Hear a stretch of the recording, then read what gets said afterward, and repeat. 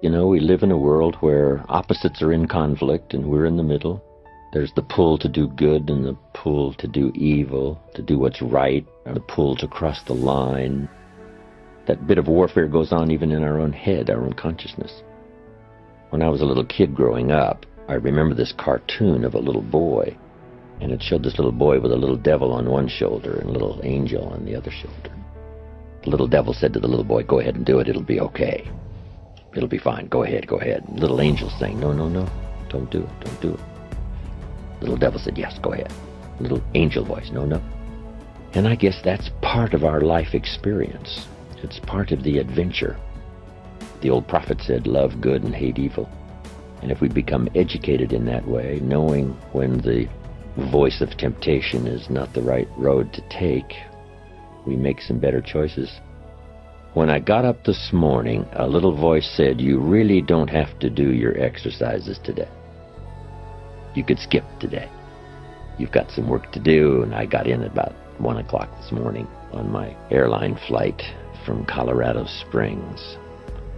But as recently as this morning, the little voice said, "You don't have to do them this morning." But I well know that if I postpone a day, sure enough, I've got to make up for it somewhere. Maybe do a modified version if I don't have quite enough time, but don't let it just go. But we all have that. You know, that's fairly constant. What voice to listen to? I guess part of the answer is not to become a victim of yourself. Beware of the thief on the street that's after your purse, but also beware of the thief in your mind that's after your promise. The little thief in your head that says, "You're too tall, you're too short, you've never done it before, it's not going to happen for you. Others can find this book, you can't find it. If you found it, you probably wouldn't read it. If you read it, you probably wouldn't understand it." This is a constant bit of warfare going on inside of our head. So we all have to deal with that. But what I call that in these experiences is the great adventure. It seems as though God has designed human life and his own existence as a bit of adventure. First creating all the angels according to the storyteller. And we might surmise, what was that for? Maybe he didn't want to be alone, or maybe he wanted to create some kind of adventure for himself. Made one of the angels, the storyteller says, the most famous, the most beautiful, the leader.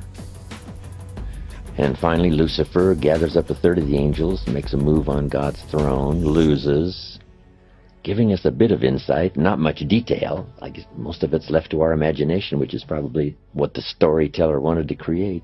Here's a few details and leave the rest to your imagination. So it seems like in the beginning, before the beginning, God, it seems, was interested in adventure. But I guess if you boil it down to something very simple, it says, would it be possible to win if you couldn't lose? And almost everybody says, well, no, it doesn't seem possible that you could win if you couldn't lose.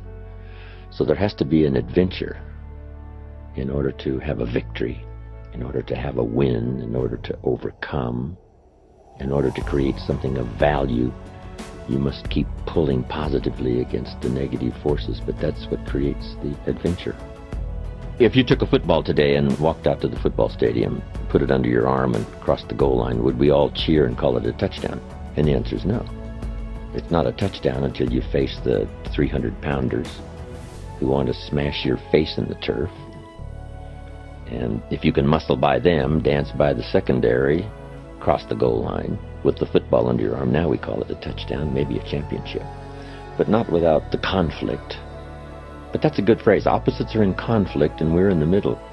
And on any given day or occasion, that conflict can occur. There's an interesting Bible story that says there were two nice people, according to the storyteller, and it says, however. It's an interesting word, and that's where the adventure begins. However, one built his house on the rock, and the other built his house on the sand. Nice people can make foolish decisions about the future and then suffer the consequences, especially when the storm comes. So the key is to try your best. So many questions are not a matter of morality. It's a question of being careless or careful, being cautious rather than reckless, but not too cautious. So it's kind of an interesting challenge. If you were so cautious driving on a two-way highway Every time a car came your way, you were troubled about thinking whether or not he was going to stay on his side of the line, that you pulled off the road, wait for him to pass, then got back on the road and continued your journey. We would call that a bit too cautious. It may take you 2 or 3 days to get to your destination. So you say somehow when the traffic's coming your way on a two-way highway, you must trust at least the law of averages that says, I have a pretty good chance of arriving, even though there's not a guarantee. But 1 out of 1,000 coming my way, I'll cross the line and it'll be the end. So we do have to be cautious, but not too cautious, and let those daily experiences lead us into a better life, a better month, a better year.